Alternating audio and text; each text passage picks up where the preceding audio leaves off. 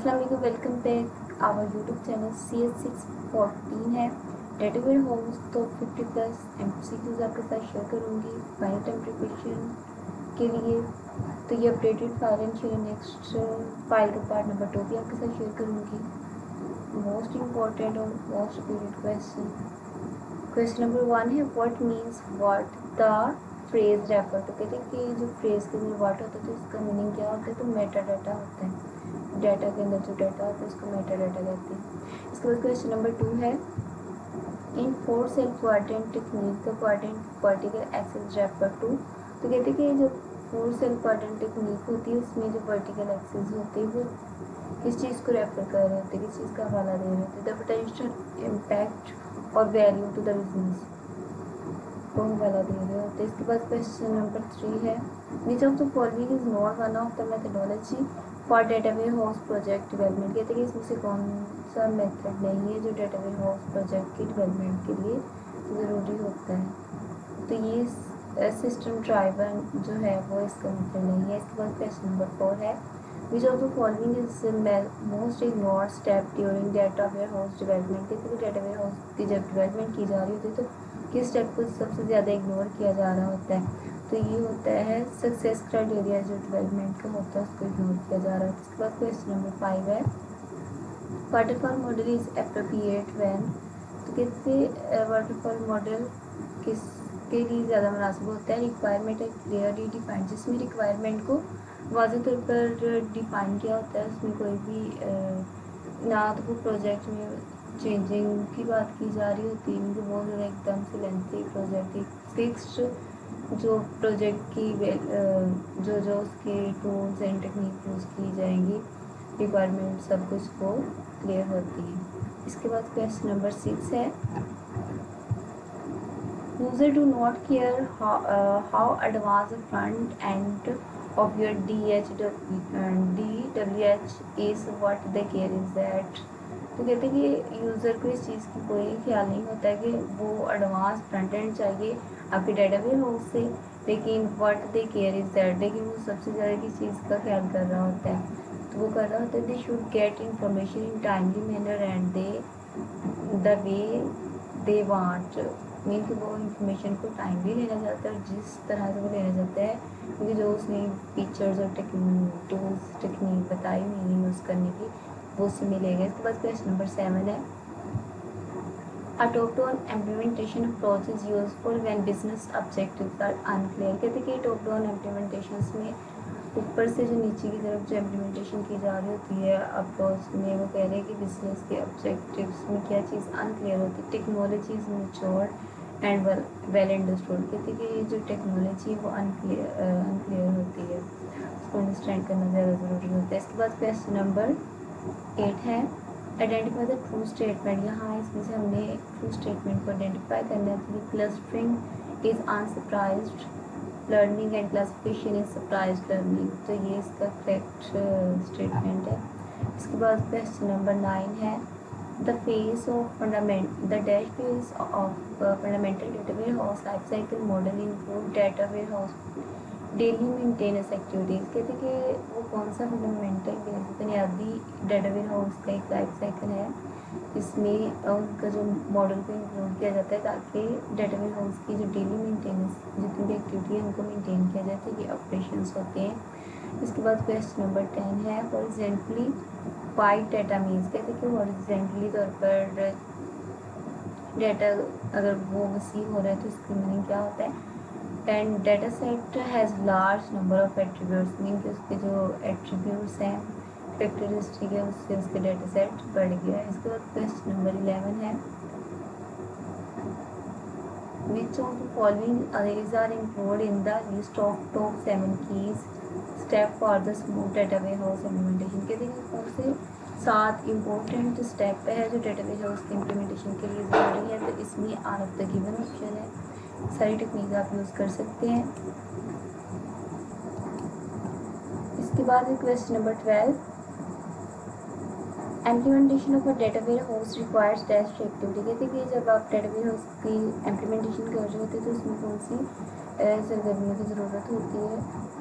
तो इसमें होती है none of the given options जो यहाँ पर दिए हुए हैं, जैसे हाईली इंटीग्रेटेड, लूजली इंटीग्रेटेड और यहाँ पर है टाइटली डिकपल्ड, तो इनकी जरूरत नहीं होती। इसके बाद क्वेश्चन नंबर 13 है goal driven approach of data ware house development was result of dash work.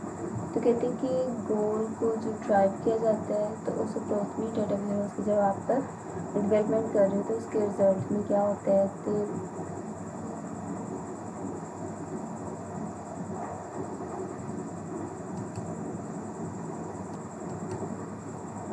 बॉर्लिन and Alfred Von इसका आंसर है। इसके बाद क्वेश्चन नंबर 14 है in context of analytical application tracks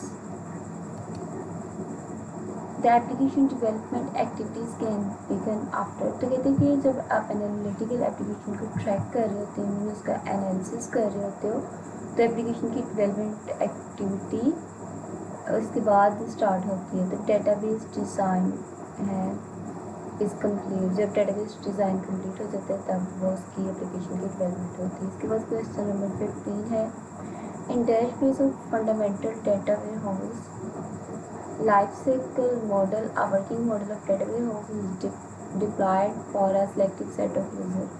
कहते हैं कि जब आपको कौन सा फेज होता है जिसमें आप बुनियादी तौर पर डेटा वेयरहाउस के लाइफ साइकिल मॉडल को देख रहे होते हो और उसकी वर्किंग को देख रहे होते हैं कि इसका किस तरह से आप लोगों ने सेलेक्ट करना है यूज़र्स के लिए डिप्लॉय करना है, तो ये प्रोटोटाइप होती है।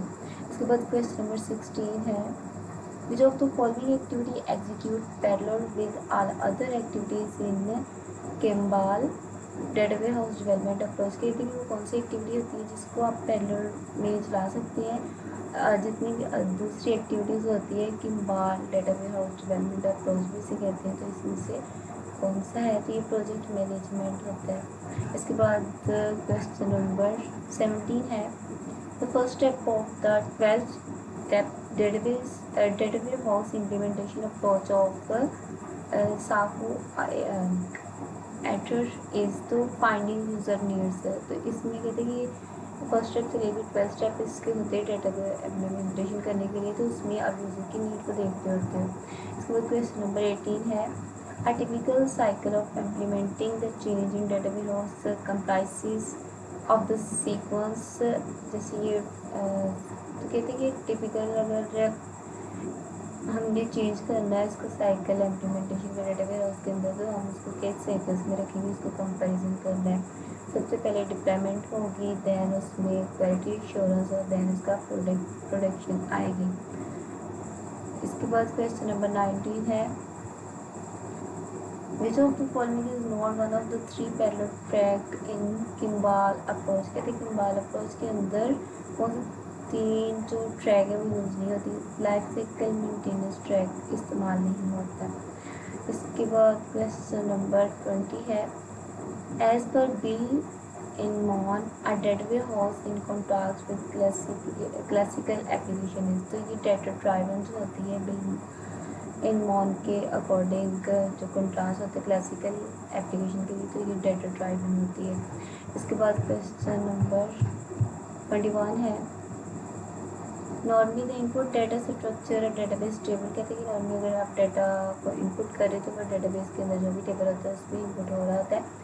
For data mining algorithm, data mining algorithm के अकॉर्डिंग जो डाटा होता है has more number of attribute than records, mean उसके एट्रीब्यूट्स उसके रिकॉर्ड से ज़्यादा होंगे। इसके बाद क्वेश्चन नंबर 2 है क्वेश्चन नंबर 22 है normally the term data ware house page to the business user refer to. तो कहते हैं कि नॉर्मली तौर पर अगर हम डेटा वेयर हाउस का पेज देखें तो बिजनेस यूज़र इसको हवाला दे रहे होते हैं life cycle analytical application track का हवाला दे रहे हैं कि उसमें एनालिसिस किया जा रहा होता है एप्लीकेशंस के। इसके बाद क्वेश्चन नंबर 23 है an affective user education program includes among others the following guidelines. तो कहते हैं कि अगर आप अफेक्टिव यूज़र को एजुकेशन दे रहे होते हैं प्रोग्राम की तो उसमें और क्या इंक्लूड होना चाहिए। गाइडलाइन में तो ये होता है all of the given option जितने भी ऊपर दिए हुए हैं वो सब इंक्लूड होंगे। इसके बाद क्वेश्चन नंबर 24 है In dash phase of Kimball approach, we identify the component needed now and in future। कहते हैं कि Kimball approach के मुताबिक वो कौन सा फेज होता है जिसमें कंपोनेंट को की ज़रूरत होती है अब भी और फ्यूचर में भी। तो ये आर्किटेक्चर जो डिज़ाइन होता है उसकी ज़रूरत होती है हमें रिसेंटली भी और इन फ्यूचर भी। इसके बाद क्वेश्चन नंबर 25 है स्टार मॉडल इज डैश। तो इसमें रिस्क ओरिएंटेड मॉडल भी होता है, risk oriented sequence of waterfall model. तो I have to give one option है इसके। इसके बाद क्वेश्चन नंबर 26 है in context of requirement definition phase of Kimball data warehouse development approach dash is positioned as finding review and prioritizations meeting। तो इसमें कहते हैं कि कौन सी रिक्वायरमेंट डेफिनेशन होती है Kimball data warehouse की डेवलपमेंट अप्रोच में, जो उसकी पोजीशन को फाइंड करने और उसको रिव्यू वगैरह करने के लिए हमें ज़रूरत होती है। तो ये रिक्वायरमेंट रैप अप प्रेजेंटेशंस होती है, इसकी हमें ज़रूरत होती है। इसके बाद क्वेश्चन नंबर 27 है इन एनालिटिकल एप्लीकेशन डिप्लॉयमेंट फेज वही फॉलो स्टैंडर्ड पार। कहते हैं कि जब आप एनालिसिस कर रहे होते हैं एप्लीकेशंस का उसकी डेवलपमेंट के लिए कि वो ठीक से डेवलप हो रही है कि नहीं, तो उसके लिए आप जो स्टैंडर्ड यूज़ कर रहे होते हो तो वो होता है all of the given option जो है वो है इसका आंसर।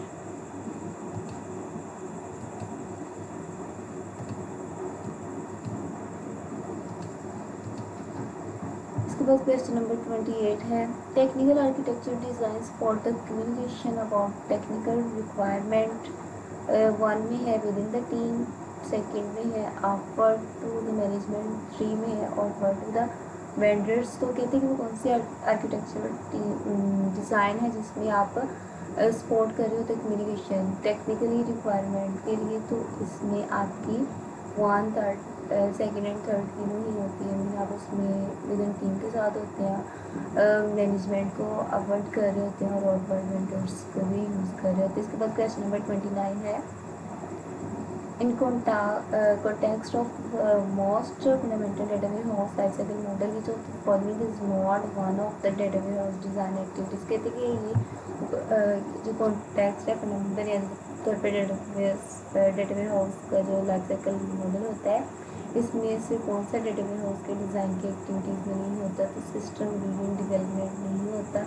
इसके बाद क्वेश्चन नंबर 30 है improper documentation result the problem like. कहते हैं कि जब आपने डॉक्यूमेंटेशन ठीक से नहीं की होती, आपको कुछ फंक्शनैलिटीज़ वगैरह का प्रॉपर वे में नहीं पता होता, तो उसमें किस तरह की प्रॉब्लम्स आ सकती है। New developer able to configure already existing code. कहते हैं कि अगर आपने उसके अच्छे से डॉक्यूमेंट नहीं की होगी, अगर कोई नया डेवलपर उसी सॉफ्टवेयर को आके उसमें चेंजिंग करने की कोशिश करेगा तो उसके लिए थोड़ी सी प्रॉब्लम का बाइस बनेगा।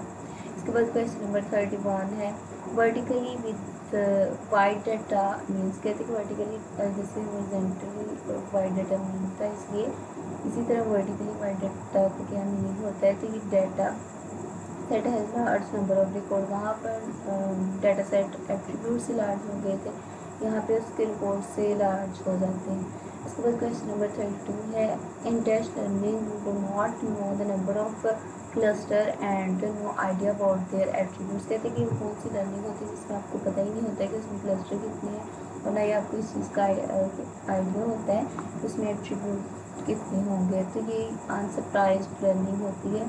इसके बाद क्वेश्चन नंबर 33 है we Inmon argues that requirements are well understood only after। कहते हैं कि इनमॉन जो आर्ग्यू दे रहे रिप्लाई दे रहे कि कौन सी किस चीज़ की ज़रूरत होती है अंडरस्टैंड करने के लिए आप, तो उसमें डेटा वेयरहाउस इज़ पॉपुलेटेड इस चीज़ की ज़रूरत होती है। इसके बाद क्वेश्चन नंबर 34 है waterfall is and dash model. तो ये हमारा जो होता है सिंपल लीनियर सिक्वेंशियल मॉडल होते हैं, स्टेप बाय स्टेप प्रोसेस को यूज़ इसमें करते हैं। इसके बाद क्वेश्चन नंबर 35 है so to following activities is are part of project planning phase is combined data warehouse development approach. कहते हैं कि इसमें कौन सी एक्टिविटी है जो प्लानिंग मनसूबाबंदी की जा रही है फेज की, जब स्टार्टिंग में फेज बना रहे होते हैं स्टेप यूज़ कर रहे होते हैं, तो किम्बाल में डेटा वेयरहाउस की डेवलपमेंट के लिए कौन सी एक्टिविटी है। तो ये अलग तरीके ऑप्शन जो हैं वो सारे सारी इसमें इंक्लूड होती हैं।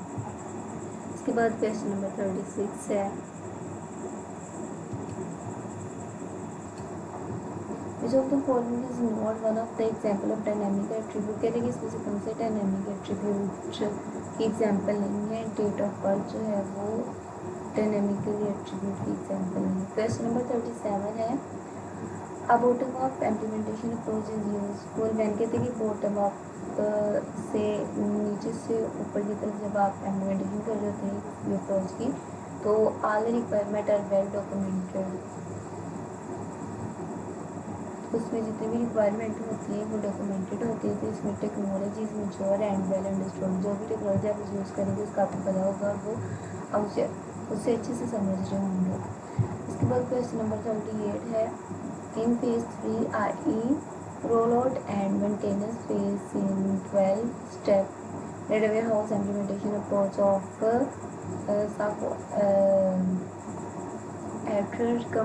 Prices of dash activity. कहते हैं कि जब आप सीबीएस का इस्तेमाल कर रहे हो और उसको रोल आउट कर रहे होते हैं, रोल आउट में मेंटेनेंस कर रहे होते हैं, 12 स्टेप डेटा के अंदर इम्प्लीमेंटेशन कर रहे होते हैं, तो उसके लिए आपको डिप्लॉयमेंट एंड सिस्टम मैनेजमेंट की ज़रूरत होती है। इसके बाद क्वेश्चन नंबर 39 है, life cycle data track we begin with translating the requirement into dimensional model which then transform into dash. तो कहते हैं कि कौन सा लाइफ साइकिल मॉडल होता है जिसमें आप डाटा को ट्रैक कर रहे होते हैं। स्टार्टिंग में जब आप उसकी ट्रांसलेशन कर रहे होते हैं, जिस चीज़ की चीज़ों की आपको ज़रूरत होती है उसकी डिमेंशनल भी बना रहे होते हैं, मीनिंग आपको पता होना चाहिए। विच देन ट्रांसफॉर्म इनटू, तो आप उसको किस में ट्रांसफर की फिजिकल स्ट्रक्चर में ट्रांसफ़र कर रहे होते हैं। उसके बाद क्वेश्चन नंबर 40 है, in context of clustering the terms distance means. तो कहते हैं कि अगर क्लस्टरिंग को टर्म डिस्टेंस का आप मीनिंग सिमिलैरिटी होता है, डिसिमिलैरिटी हो सकती है, डिसिमिलैरिटी ऑफ रिकॉर्ड हो सकते हैं, एक जैसे रिकॉर्ड हो सकते हैं या डिफरेंट रिकॉर्ड्स हो सकते हैं। इसके बाद क्वेश्चन नंबर 41 है, as per Kimball dash is main operational process. तो कहते हैं कि कम्बाल के अकॉर्डिंग जो मेन ऑपरेशनल प्रोसेस है तो क्या होते हैं, बिजनेस प्रोसेस होता है। इसके बाद क्वेश्चन नंबर 42 है, which of the following is are example of static attributes. तो इसमें कहते हैं कि स्टैटिक एट्रीब्यूट्स कौन सा होता है। इम्प्लाई के जो नेम होते हैं वो स्टैटिक नेम को चेंज नहीं हो सकते, इसको उसको स्टैटिक एट्रीब्यूट कहते हैं। इसके बाद क्वेश्चन नंबर 43 है, which of the following is not one of the possible pitfall in database house life cycle and development. कहते हैं कि कौन सा पॉसिबल पिटफॉल नहीं है डेटाबेस हाउस के लाइफ साइकिल के अंदर जब आप उसको डेटाबेस को डेवलप कर रहे होते हो। तो इसमें none of the given option है। इसके बाद क्वेश्चन नंबर 44 है, which of the following is not one of the activities of maintenance and growth phase in compiled database development approach. कहते हैं कंपाइल्ड डेटाबेस के डेवलपमेंट अप्रोच के according का आप किस तरह उसकी मेंटेनेंस करते हो, कैसे ग्रोथ कर रहे होते हो। तो ये है इंटरफेस डिप्लॉयमेंट का आप यूज़ कर रहे होते हैं इसमें। क्वेश्चन नंबर 45 है, Let's say that as far as company goals are concerned, the entire company pursues in the same direction. So कहते हैं कि किस तरह से आप कंपनी के गोल्स से कंसर्न होते हैं ताकि इंटायर कंपनी वो अपनी सेम डायरेक्शन की तरफ जा सके। तो ये वेस्टरमैन ने कहा था। इसके बाद क्वेश्चन नंबर 46 है, one of the drawback waterfall model is that. तो कहते हैं कि अकॉर्डिंग टू वाटरफॉल मॉडल कौन सा ड्रॉबैक है वाटरफॉल मॉडल का। Customers can not review the product during development. जब प्रोडक्ट की डेवलपमेंट हो रही होती है, मीन कोई भी प्रोडक्ट या कोई प्रोजेक्ट बन रहा होता है, तो कस्टमर उसकी रिव्यू नहीं दे सकते जब तक कंप्लीट ना हो जाए, क्योंकि स्टेप बाई स्टेप प्रोसेस चल रहे होते हैं इसमें सीक्वेंस के साथ। इसके बाद क्वेश्चन नंबर 47 है, dash index uses even less space than dash index but the block has to be search even for unsuccessfully search. तो स्पेयर्स इंडेक्स होते हैं जिसमें आप लेस स्पेस की ज़रूरत होती है दैन इसमें डेंस इंडेक्स होते हैं जिसमें block has to be search, एक ब्लॉक को भी सर्च कर सकते हैं और अनसक्सेसफुली सर्च भी हो सकता है मीन अगर वो पूरा ब्लॉक नहीं लेना तो। इसके बाद क्वेश्चन नंबर 48 है, in context of data mining the definition the term value means. तो ये डाटा माइनिंग से रेलिवेंट आपको लोगों क्वेश्चन में भी आ सकता है। तो कहते हैं कि डाटा माइनिंग के अकॉर्डिंग जो टर्म वैल्यू है इसका मीनिंग क्या है, तो इसका मीनिंग होता है importance of hidden pattern discovered. तो जो भी इम्पोर्टेंट पैटर्न होती हैं उसको हाइड किया जाता है, हिडन जो पैटर्न होता है उसको डिस्कवर किया जा रहा होता है। इसके बाद क्वेश्चन नंबर 49 है, if task takes t time unit to execute on a single data item, then execution of this task on n data item will be take dash time unit। तो कहते हैं कि अगर कोई टास्क है वो time ले रही है टी के अकॉर्डिंग तो यूनिट को एग्जीक्यूट कर रही हो सिंगल डाटा आइटम के अकॉर्डिंग। तो उसकी जब वो एग्जीक्यूशन करेगा, जब वो चलेगी टास्क, तो उसमें एन डाटा आइटम भी हो सकते हैं मीन के नंबर ऑफ आइटम्स। तो वो कितना टाइम लेगी, एन को हम स्टेरिक करेंगे टी के साथ, मतलब जितने नंबर ऑफ टास्क होंगी उतना ही वो टाइम ले रही होंगी, एन स्टेरिक टी आएगा इसका आंसर। इसके बाद क्वेश्चन नंबर 50 है, which of the following is not one of the variant of nested loop join. तो देखिए इसमें से कौन सी जो नेस्टेड लूप ज्वाइन है वो आपने बतानी है। तो वो है binary index nested loop join होती है इसमें। इसके बाद क्वेश्चन नंबर 51 है, dash index stores first value in each block in the sequential file and the pointer to the block। कहते हैं कि कौन से इंडेक्स है जिसको आप उसकी फर्स्ट पहले से स्टोर कर रहे होते हो और उसके जितने भी ब्लॉक होते हैं सिक्वेंशियल में स्टेप बाय स्टेप वन इसके बाद 2 3 and so on so fourth file को स्टोर कर रहे होते हो और वो पॉइंटर टू द ब्लॉक होता है। तो ये स्पेयर्स इंडेक्स आप यूज़ कर रहे हैं।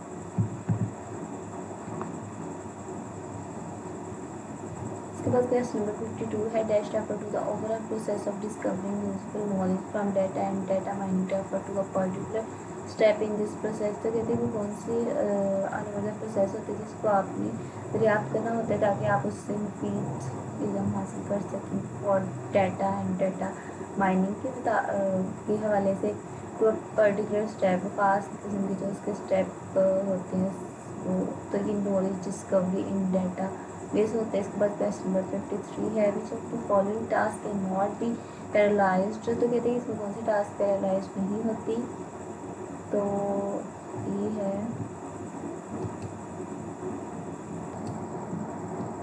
तो ये स्क्वायर मॉडल होता है।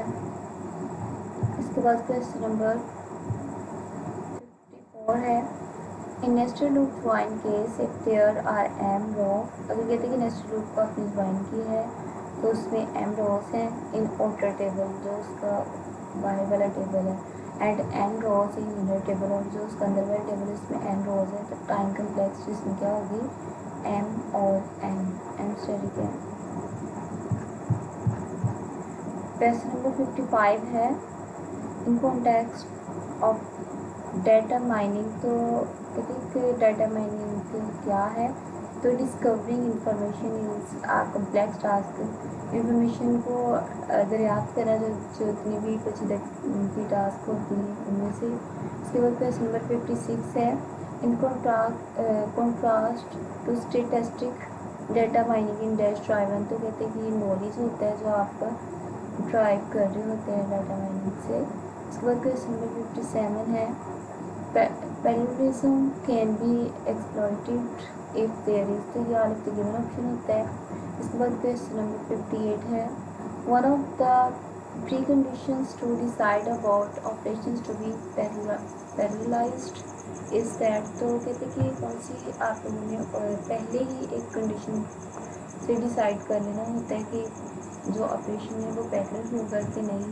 तो ये होता है operations can be implemented independent of each other, एक दूसरे से इंडिपेंडेंट होंगे कि दूसरे एक दूसरे पे डिपेंड नहीं कर रहे होंगे। इसके बाद क्वेश्चन नंबर 59 है, in B3 index the lowest level index block are called leaf block. कहते हैं कि जो B3 होता है उसमें इंडेक्स में जो सबसे नीचे वाला लेवल होता है इंडेक्स ब्लॉक का उसको आप लीफ ब्लॉक्स कहते हो। और दीज ब्लॉक कंटेन, और ये जो दूसरे ब्लॉक्स होते हैं every index data value and a corresponding row ID मेन के जो उसकी इंडेक्सिंग डाटा होगा उसके ऊपर उसकी वेरिएबल प्लस पेंडिंग जो भी उसकी रो आईडी होगी उसके ऊपर वर्क कर रही होगी। इसके बाद क्वेश्चन नंबर 60 सो तो following is not one of the parallel hardware architecture, इसमें से कौन सा पैरेलल हार्डवेयर आर्किटेक्चर नहीं है? तो ये शेयर्ड मेमोरी जो होती है वो पैरेलल हार्डवेयर आर्किटेक्चर नहीं होती। मैंने आपके साथ 60 MCQ शेयर किए। होप सो कि ये वीडियो आपके लिए हेल्पफुल हो, तो please like and subscribe my channel for latest update.